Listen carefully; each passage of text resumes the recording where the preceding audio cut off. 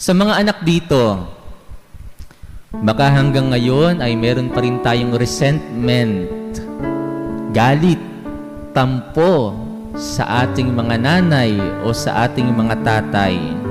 Marahil nasaktan nila kayo dahil pinalo nila kayo na walang dahilan, hindi ipinaliwanag ang kanilang side kung bakit nila kayo nasaktan. Ano ba pinampalo po sa inyo? Mga nanay, ano pinampapalo nyo? Hanger. Diba? Walis tambo. Sa mga tatay, belt. Diba?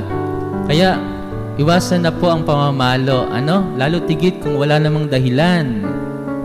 Sa mga anak dito, baka nasaktan ang ating kalooban dahil sa inabuso kayo ng inyong mga magulang o dahil sa pinaasa kayo at nagiiwan po ito ng sakit sa kalooban